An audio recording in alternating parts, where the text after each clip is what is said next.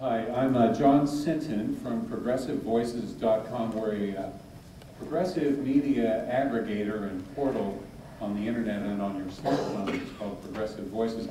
I recognize a lot of people here from the days when I was founding Air America Radio, and I know now that we're preaching to the choir. I'm disappointed but not surprised that there's no one here from Cumulus, there's no one here from Clear Channel that I can tell. These are the consolidators, the people who have bought up all the radio stations. I don't speak much to television. I'm a radio person. I'm a former radio licensee.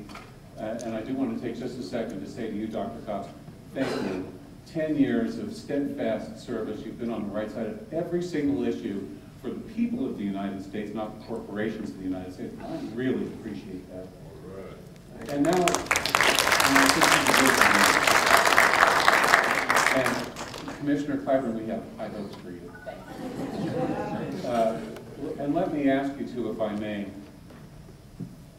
in your minds, and I know how you would vote, but the commission, of course, is made up of 3 commissioners who are in the prevailing political party. The White House makes the appointments, and 2 commissioners who are in the minority. Is there any way that if citizens wanted to challenge licenses that are held currently by Clear Channel and Cumulus on the basis that they serve no local public interest, that their programming is automated and originates at great distances, does anybody have a chance at getting challenged through your august court? Here, here. Well, it's 2 different questions that you asked. Is there a way to petition for change and challenge a license? And the answer to that is yes. It's become more and more difficult over the years to do that. It's become more and more expensive to do that in a formal way. You can always lodge an informal complaint with the commission, but that's a little different. As to the second question, I can't be terribly optimistic. We've had a lot of petitions to deny. There has been some, in some cases, pretty strong evidence of non-performance or malperformance or whatever you want to call it.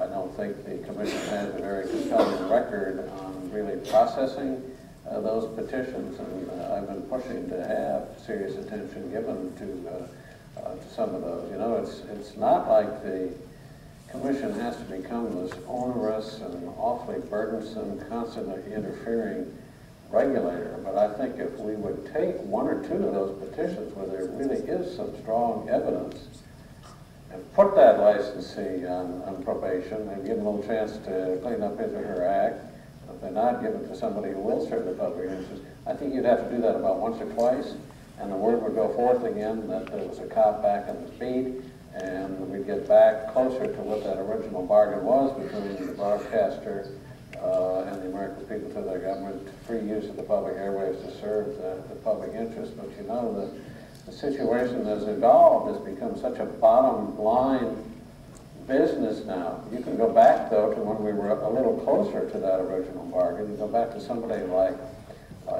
Bill Paley, who was a titan in the industry.